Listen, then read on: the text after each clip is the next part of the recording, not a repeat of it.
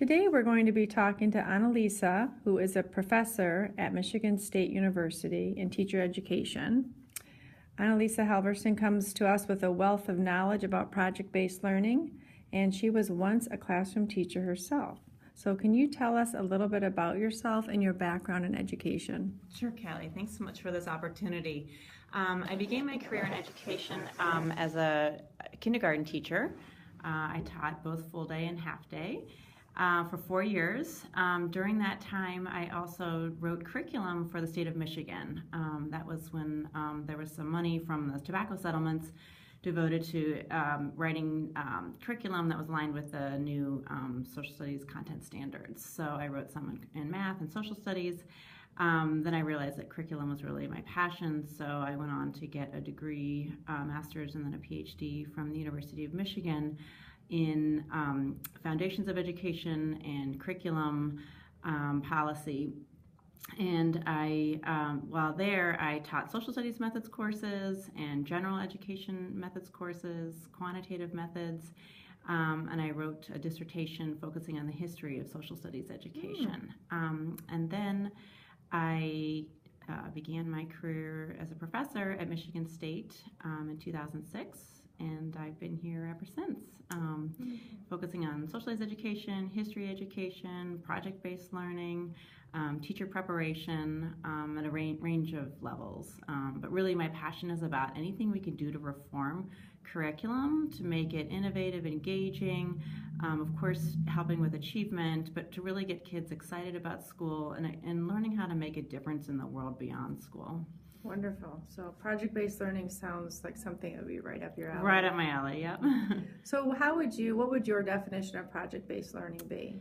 So the work I've done with Nell Duke, who used to be at Michigan State, but is now at University of Michigan, and our colleagues, we began this work in 2009 on project-based learning, and it's really come a long way since then.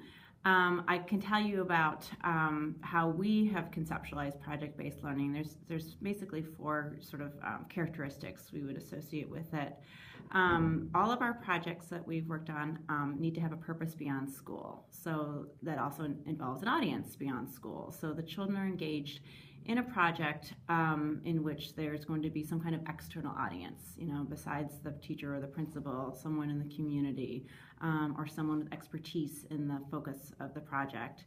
And so that's one. Another one is that it's a sustained exploration over time. So it's not just, a one-shot, two-shot lesson, that it's just our units are comprised of 20 lessons. So that spans between 4 and 6 weeks. So it's a significant amount of time. Our approach also creates projects that are highly standards aligned. So all of our projects are aligned either with the Michigan State content expectations in social studies and some of the ELA Common Core state standards.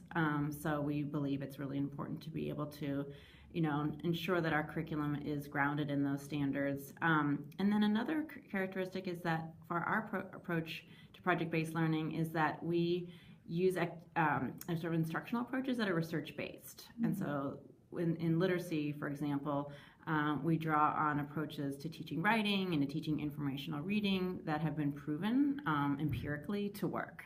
And so another sort of secondary things we do is make sure that there's opportunities for student voice and choice, so that students have a say and sometimes a constrained choice, but they have an opportunity to figure out, there's multiple avenues by which they can do the project.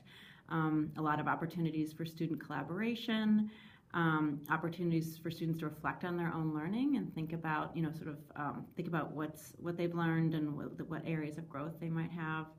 And then another is like connections to the world beyond school, and that's very much a social studies sort of driving principle, is that there's some real world relevance. And then the curriculum that Nell and I have designed is in 2nd grade, and 2nd grade social studies is focuses on the local community. Oh. So there's like a natural way to be connected to the community because it's all about learning about the history of your community or businesses in your community or the geography of your community. So it was very, very easy in some ways to ensure that whatever they're learning in school has some connection to their lives. So it was a nice connection right off the bat. Yes, exactly. Yeah, that made it.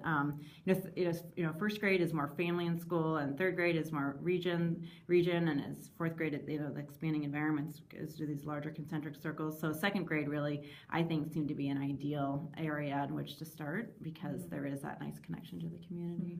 And project-based learning, I think, is a nice way to connect those real-world issues into the classroom. Absolutely. And make it all come alive for the kids. Exactly. Yeah, for them to see it, to see real-world issues. Like I think there's some real-world issues that are can be challenging for kids, but there's a way to make it accessible to kids, and they're going to care more about it if they know that it's like this is what adults in the community care about. You know? And I'm trying to do something about it. Right. Exactly. Nice connection. How would you say that project-based learning is different from traditional forms of instruction? You've kind of highlighted some of those in your 4 points. Yeah.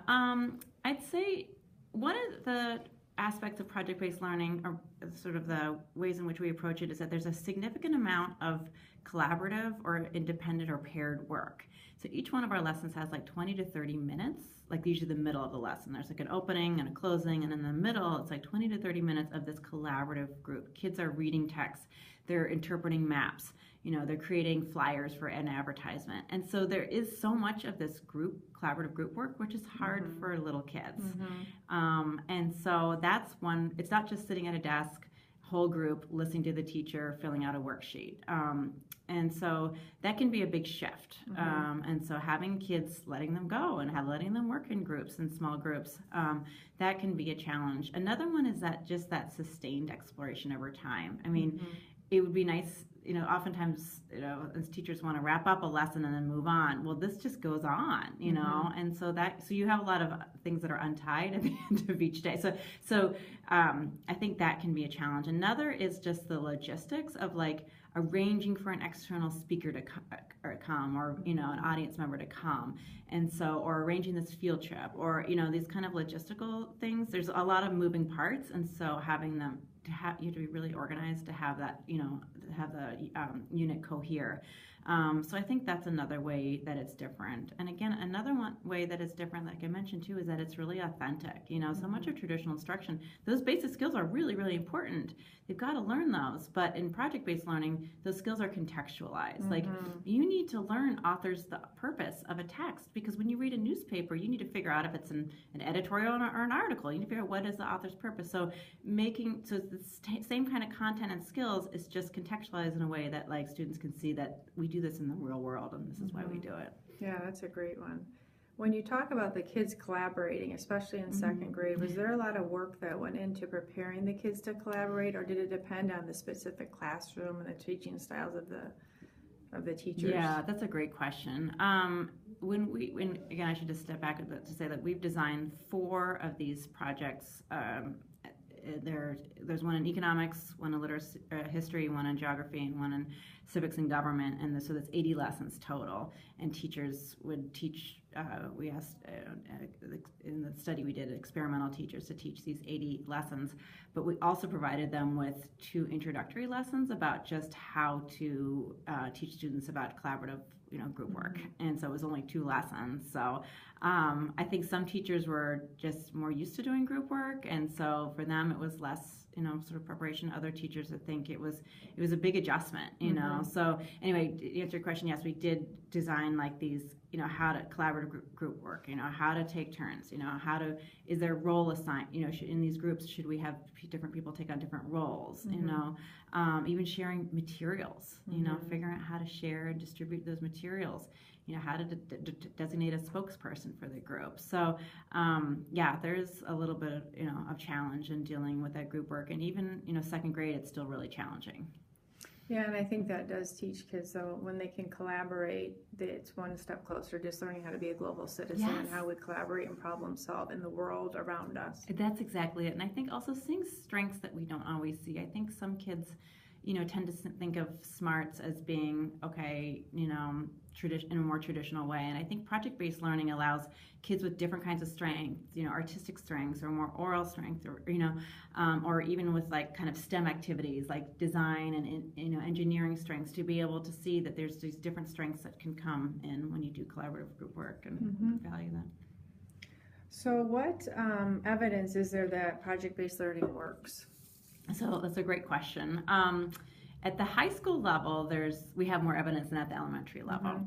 And there's been quite a few studies at the high school level looking at civics and governments and economics to show that project-based learning, is linked to achievement. At the elementary level, there have not been very many studies that are that are truly rigorous to show like this, empirically show that it makes a difference. Our study that we've done is one of the first, and it's a randomized control trial in which we had 24 teachers who were teaching our curriculum and 24 teachers who were teaching their regular curriculum. We called it business as usual instruction. And so teachers were randomly assigned. So every teacher agreed to participate in the study, and then we'd have these pairs within schools. So sometimes either 2 teachers or 4 teachers in a school, and one teacher would receive our curriculum and teach it, and the other teacher would just teach the regular curriculum, and they were instructed not to share, and talk about it. And then the control teachers, they got our curriculum the following year if they did decide to implement it. So in that study, we found that that students who received our curriculum, their gains between a pre and post test in social studies were 63% higher for students who received our curriculum compared to teachers with business as usual, and 23% higher for informational reading. Wow, that's amazing. Yeah, we were blown away. We found with writing though, we did not find a difference. So we were curious about that because our projects had a significant amount of writing. So we're not really quite sure what the story is there. But it's a good question to think about, why we didn't have those gains in writing. But informational reading and particularly social studies being so high, we were really, really pleased about that. And so that study is it's a rigorous, sort of the gold standard of studies, being a randomized control trial to show that there's no other explanation than the curriculum that made the difference. Wow, that's amazing. So teachers didn't get to pick; they were. They did not. Yes, yeah. And in some cases, teachers were disappointed not to get to the curriculum. Yes, I would have been. Yeah. But we did. We counted how many lessons they taught. We compared all these things. We did these, statistical analyses to show, to try to equate the groups as best we could, and really, found this huge difference. Oh, that's amazing. That is interesting about the writing, though. Yeah, because all of our units had writing, persuasive writing, and narrative. Actually, not narrative. Informational. Okay. Yeah, informational writing. And there were quite a bit of writing in that. So it's also analyzing writing is really complex. There's different ways of doing it. As you know. Yes. So. Yes. So, what were some of your biggest successes with your work or with this study or in project-based learning in general? Yeah, well, the first study we did was actually looking at, we had designed 2 units, one in economics, one in civics and government. And what we did in that study was we had these teachers in a very low SES school several schools actually, teach the curriculum. And then we did a pre and post assessment of the students. And then we compared the post assessments of students who received that curriculum to children from a very, very, very high SES district in Michigan. We gave a post test to those students, and we found that there was no difference between the 2 groups. And so we were able to say we really, essentially narrowed the achievement gap between these 2 groups of students, and that was in reading and in reading, writing, and in social studies. And so the first thing was that to be able to close the achievement gap, was That's thrilling. Tough. Yeah, exactly. Yeah. To sort of think that this curriculum had the power to do that. And so I'd say that was a huge success. The RCT, the randomized control trial, for us, that was a huge success to show, that this was, a stronger curriculum in terms of raising achievement than the business as usual. Another success, though, was really that seeing students get so excited about doing project-based learning and excited about coming to school. and talking with their families about what they were doing at school.